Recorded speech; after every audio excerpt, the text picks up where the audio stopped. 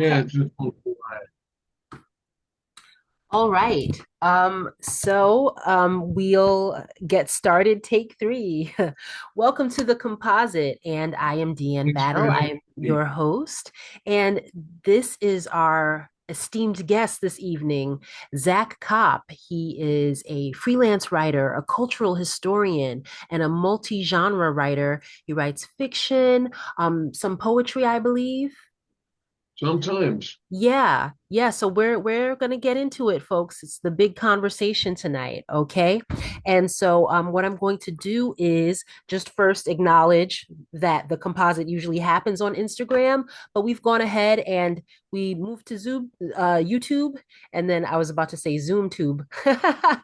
We moved to YouTube, and then that was a little wonky. So we're on Zoom. And so I just wanted to be transparent about that because we will have clips of this replay for folks. All right. So without further ado, I'll take an opportunity to read Zach's bio here.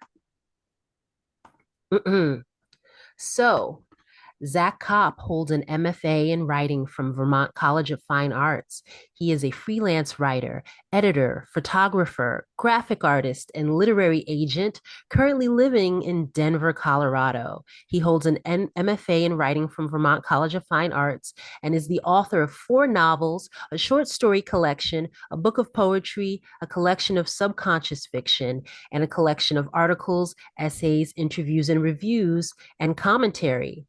And his latest work, which is called Rare But Serious, will be part of our discussion this evening. Kopp has hosted groups on intuition, inspiration, and chaos, and writing about your supernatural journey. His novel, Market Man, was published by Big Table Publishing in 2018, and his informal history of the Beat Generation's connections with Denver was published by the History Press in 2015. All of Kopp's books are available at Amazon, and you can find his latest writing at www.campbell campelasticity.com. Okay, and we will be posting links to all of his work. Without further ado, let's welcome Zack Kopp. Yay! Thank you for that excellent introduction. Yes, thank you for joining us. No problem. Just so people know the genesis of this discussion, I've been doing this show for almost a couple of years now, and I was soliciting more interviews, and I wasn't really getting any takers. But we both are graduates of VFA, Vermont College of Fine Arts. Um, Amazing writing mentors in that program. And so we were in the same Facebook group, and Zach posted a message, because Rare But Serious, his latest work is out now in February of 2025, folks. So go ahead and grab that. And so, he said, hey, does anyone have a podcast? And, I saw the message a couple of times before I responded because, we're still on the junior varsity squad over at the Composite. And so I was like, well, we're not really a massive show with a massive following, but I was like, it wouldn't hurt to ask. And so we were able to get a dialogue going and had, some great email exchanges and a wonderful, pre-interview conversation. And so Zach was able to join us this evening. And so, what are we going to talk about? We're going to cover a lot of ground. We'll cover his origin story as a writer. We'll talk about his latest project, Rare But Serious, how that came about, and the amazing uh, essays and interviews that he was able to garner for that text, and, other things along his journey here. And so, with that being said, why don't we actually start with Rare But Serious? So, Zach, how did that project come to you, or how did you pitch that project? Wherever you want to start with that.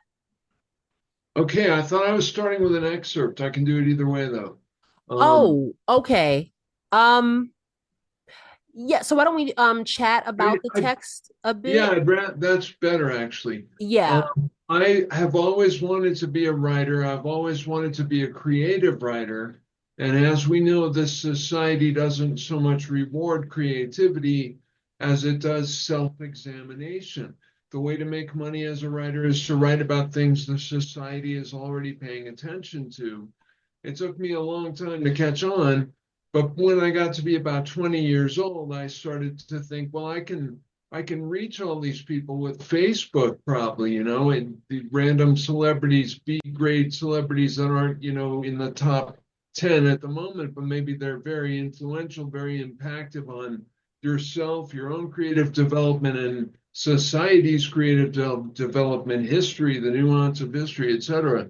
And I found for about 12 years, I was a co-editor of a zine called The Gut, and I found I could get a hold of pretty much anyone that I wanted to try to get an interview with. I could reach out, I could track them down via social media or LinkedIn or just one of these online avenues, and I was able to get so many interviews in that 11 years that it sort of launched me on a for real freelance writing career. Um, and this book, Rare But Serious, is a compilation of all the interviews I did from the time The Gut started in about 2000 to the end of my career as a freelance writer, which was about 2019, 2020. And it also includes writing that I did before I even started the zine The Gut. So it takes the form of a topography of my own creative development. And because so many of the people happen to be influential in that line, it becomes sort of a history of the development of countercultural creativity. And you asked me in the first interview, what is a counterculture? And that's something that's why I was interested in reading an excerpt, because what I'll do instead is just tell you the story. A big part of the motivation, I guess, personal motivation for me in writing this, or an inspiration toward writing it, I hosted a lot of spoken word readings in the 90s. I used to be a punk poet. I called myself Henry Alarm Clock, and I really thought I was the first guy to ever do anything like that.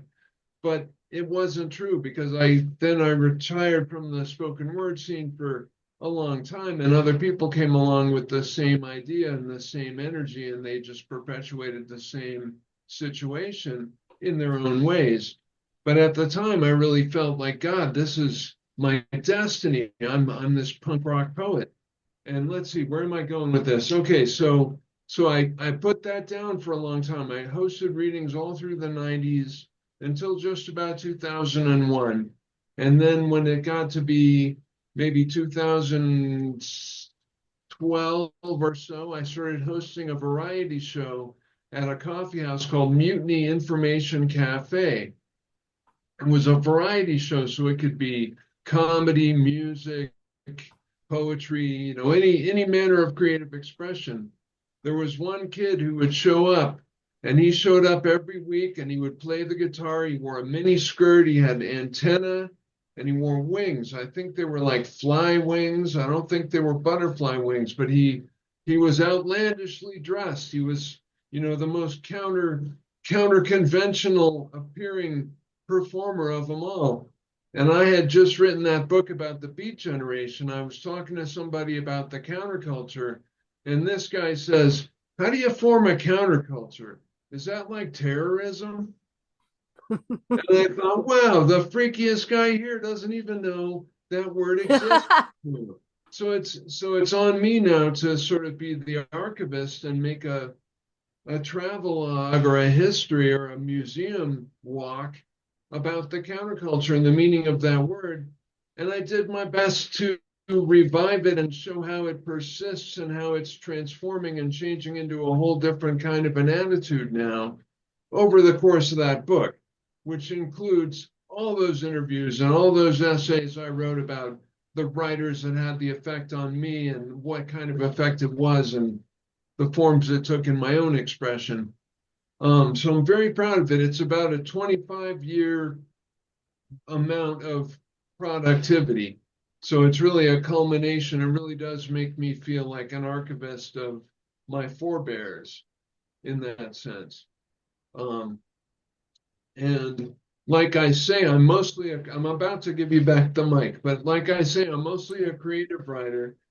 Pardon me, but as someone who wants to make his living as a writer, he's always editing, he's always submitting. And I had compiled this collection and submitted it a long time ago, and that publisher just happened to contact me. I guess it would have been in November, maybe October, and told me like, yeah, we want to publish your book. So there was this immediate rewrite and editing process, and I got everything together and I handed it in just about a month ago. Almost everything made it. There's a few things that didn't make it, but the range is pretty broad. Wait, so we'll pause here for a second. So let Yes. me understand this. So you compiled all of this work, this 25-year journey of these interviews, of your own journey as a writer in like October, November, and they got right back to you? No, I mean, I don't remember when I submitted it, but it's Okay. like being a writer as your life. You're just always writing and editing and submitting. And I, at some point, I had submitted that because I knew it was publishable. Yeah. And then the person actually contacted me wanting to publish it, and that sort of put the onus on me to perfect it and make it as good as possible, as inclusive as possible, and edited as well as possible. And a few typos made it through, I won't lie, but I'm very proud of it for what it amounts to.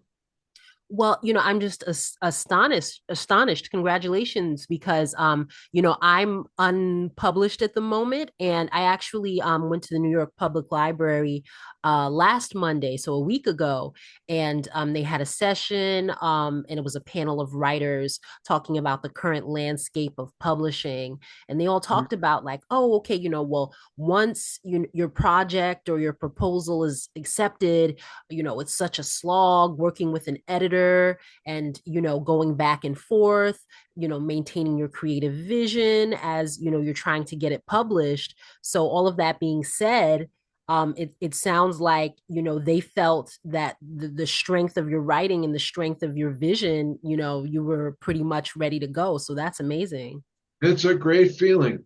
I did work with an editor, and I think, I don't know her. She saved me a few times, and it was great. But I think she missed a few things too, and that's okay. I don't no blame. I'm pleased with the results, but I'm not used to working with publishers and editors. I'm an impatient guy, and I'm used to just getting everything done and publishing it. But I'm realizing now that you really do need distribution and promotion and that business angle to get things across to your audience. Awesome. I'm So very grateful for it. yeah, yeah. I mean, now there were a couple of things that you said. So if you ever see me looking down, I'm just taking notes. I wanted to follow up on a couple of things, and then if you'd like to read an excerpt, I'm sure the audience would love to hear, your voice in your own words. But a couple of things stuck out to me. The first thing is Henry Alarm Clock. Where did you come up with Yeah. that? I didn't mean it to sound like I was there to wake everyone up. I was just thinking of an appliance. I was just think, well, punk rock people name themselves after, like Johnny Oh, Rat yeah. something, Okay. toaster, alarm clock. And I was thinking of Thomas Dolby for some reason. I think I Oh, yeah, yeah. yeah, Okay. Thomas Dolby, but I wasn't trying to say I've got the answer, wake up, but I kind of was. I did want to like throw a monkey wrench. I did want to be like the agitator kind of, but but it was really influenced by G.I. Gurdjieff or Gurdjieff, if you heard of him. He was a Hungarian mystic. He may have been a Russian mystic. He was very popular in the 60s, and his main point was life is only real then when we are consciously ourselves, when we are not being robots on an autopilot of influence, when we're actually present for our experience. And that's what I mean. I don't think that was what gave me the idea, but I read that around the same time and I thought, oh yeah, perfect, that's it. But I didn't want to, I wasn't trying to be like a religious teacher at the time. I just kind of wanted to be a punk rock guy. Oh, Um, okay. Yeah. No, that's a really cool name. I like the juxtaposition because in my mind, Henry is a super formal name. So the exactly. Henry and the alarm clock, it's like this dissonant, you And know. it was also like Henry Miller and Hmm. Charles Bukowski's real name is Henry. So it's a very writerly name. Hmm. Yeah. Awesome. And then the other thing is, so you started in the world of zines, and so zines have always appealed to me. I've never worked on one per se, but I'm kind of, excuse me, a writing group junkie. And so after I graduated college, I graduated in 2003. Um, I was in about two or three different writing groups at the time, and so many of my writer friends were doing zines, and so I Mm. started going to workshops because, like, for me, I grew up. My father is a comic book collector, so I Well, understood the concept of comic books and graphic novels, and Stan Lee, Jack Kirby, all of these people sure. I'm like, okay, like I know a little bit Alan Moore, but I was like, well, what is Yes. the Wow. connection between the visual elements and the written elements? Because I'm like, zines are a little more funky. It's something else. So I guess I wanted to talk to you a little bit about how you fell into zines in a little more detail, and why do you think that they kind of died down? I would say I felt like the last time I had a conversation with someone about a zine was probably like in 2005. Yeah. So I have a lot to say. You just opened a whole lot of windows of opportunity there. Comic books. I was a big comic book guy as a younger, until I was maybe 20 years old. I wasn't exactly a collector, but I accumulated a whole lot of comic books. And I realized that this book that I've written now, Rare But Serious, is sort of an evolution of my childhood or young affiliation with superheroes and like admiring the New Mutants and the X-Men and the Fantastic Four and the Mhm. Thing and the Hulk and all those people. They Yeah. got replaced by different writers and artists and musicians, and I just sort of evolved into a more real world take on the same kind of experience. And the first release party is going to be held at a comics shop on February 20th, Mutiny Information Cafe. Any listeners in Denver, you got to make it 3483 South Broadway, 7 p.m. And Alan Moore, and this none of this is to do with the question you asked about zines, which I haven't That's forgotten. okay. I'll get back to Alan Moore after I answer the zines. So the heyday of zines, I think, was mostly in the 80s. I Oh, didn't really, maybe the 90s into the 90s. I didn't really get into it until after the heyday. But I was going to Vermont College, and it was this incredible school where there were creative people from all over the country who just couldn't hack the regular school system, and they all gather here at Vermont College and they get to design their own study plans and demonstrate their expertise in their own chosen avenues. So I just ran into this guy named Andrew Weibel. He's talking about zines. He's like, I'd like to interview Ed Sanders. And I'm thinking, well, yeah, you should send him an email. I just sent an email. Well, no, I wasn't. I hadn't just, maybe I had. I think I had just sent an email to Paul Krasner, who is, he was Mary Prankster adjacent. He wrote Lenny Bruce's autobiography. wow. He founded the Yippies, and he's an investigative satirist. He passed away a few years ago, but I had written to him, and he had responded, and it gave me the idea, like, wow, these people are not inaccessible. I'm not stuck in my, unfinished place. I can just go and join these people and be in a better place. So I'm kind of raving and rambling a little bit here, but I think No, it's no, no, pretty. it's fine. Um, It's cataloging that journey. I think that people yeah, want to hear that. so like this Andrew Weibel guy wants to interview Ed Sanders. I'm like, yeah, do that. I just got Paul Krasner, and he's in New York, or no, he lived in Rhode Island. I lived in Denver. So it became a bi-coastal zine. We had like each of us a range of influence in our regions, and we would get submissions from all over the country and like even the world once we started posting on Duotrope. But that was mostly just a lot of fun. And then tell me if you do you need to stop me for any reason. I was about to segue into something. No, no, go right ahead. I will say though, this is a free Zoom account, so I think it's gonna in like maybe 10 minutes, it'll tell me that I'll need to log off, so then I'll have to send you another invitation. I So, don't think it works that way. It might though, but let me just swiftly, I'll do this quickly. The mhm, transition to writing for the first magazine, I had written a letter to Johnny Strike, who's the frontman of a punk band called Crime from San Francisco. And I was his pen pal, and he had just sent me a letter that was sort of garbled, and it gave me the impression he might not be okay. There might be something wrong. In a few days, I heard he had passed away. So I sent an email to this magazine, and God rest him. God rest him. I don't mean to speed over that, but I sent an email to a magazine or a website called Please Kill Me, which was the offshoot from an oral history by the same name of the New York punk scene, and saying like, "Oh, I've just written a eulogy for Johnny Strike. Would you like to publish it?" And that was my entree into that first published zine.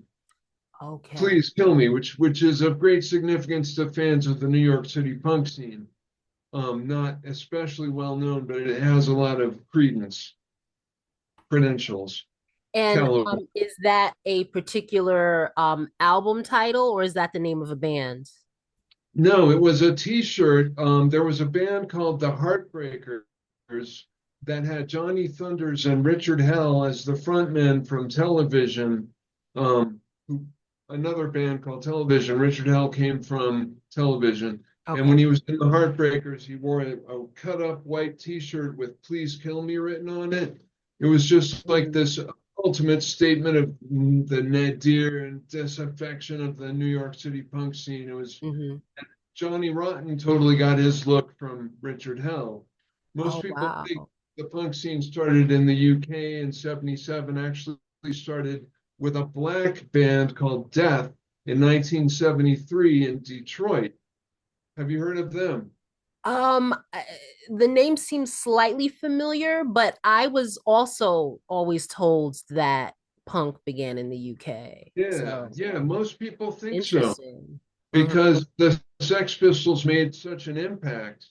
The Ramones were potentially the first white mhm. punk band, or maybe Iggy and the Stooges. And the first punk band of all, I would have to say, was the Hackney Brothers in the band Death from Detroit. It's a very interesting story. I know I'm kind of babbling and rambling. No, no, not at all. No, this is, coherent from, again, your entree into, the music and the zines and everything. No, I'm totally picking up what you're putting down. So pardon me. Let me try to style it more like my entree wise. So so I found out about this band along with everyone else when this movie came out called A Band Called Death, which was not really very long ago, like maybe not more than 10 years ago.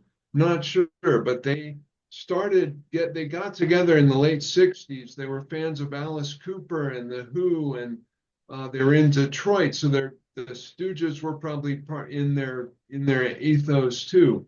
Um, but the eldest brother, I think he was the eldest of the three. It's a family of eight brothers. Three of them are in the band.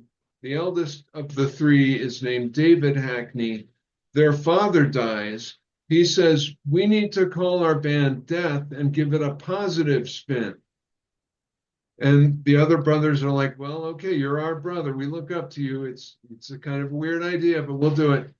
And they couldn't get signed, and the label owners would tell them, "You got to change your name. You know, you can't be calling yourself Death." And David would not budge on that. It's Death is our band name, and they're not a dour or depressive sounding band. They're a very energetic, active kind of a sound. They're just a great sound. And Death was probably the first punk band. I managed to get an article in there. I had in one article, I interviewed Angelo Moore from Fishbone, and I managed to get Oh, it. yeah, I know Fishbone. Like, Yeah. yeah, Fishbone is great. And I thought, like, man, there's only one black band in here. That's not right.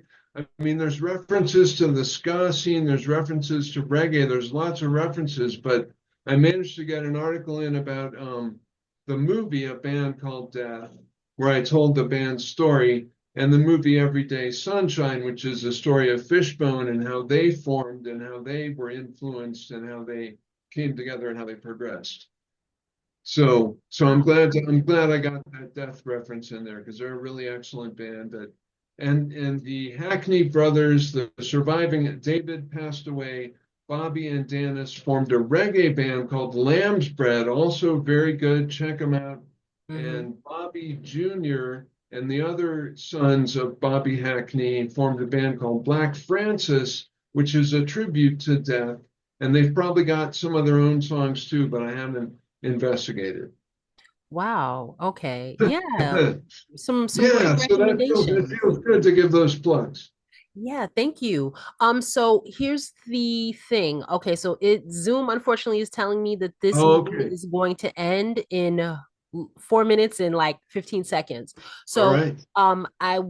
I can just, we can hop on and then it would give us another 40 minutes, but we don't necessarily have to take another 40 minutes. But what I do want to do, Zach, is have an opportunity for viewers to hear an excerpt so we can, uplift That would be Rare great. But Serious. And then we can talk a little bit more about some of your influences. Okay, Yeah. sure. Okay. So yeah, I think that that'll be great. And then what I can do is, I'll either, I'll probably do two things, post it as part one and part two, but then also post clips. So, again, so we can boost the project because, Thank you you know, so much. yeah, I think that, just the climate that we're living in right now, having an investment in culture outside of politics is good. Yes, yes, and I have a lot more to say about zines on that tip, especially too. Oh, okay, excellent. All right, so what I'll do is I'll end this broadcast and send you another invitation, okay? Right on. Thank you, Deanne. Okay, thank you. All right, folks. So this is part one of the Composite season 5, episode 5. Okay, and we'll be back with part two.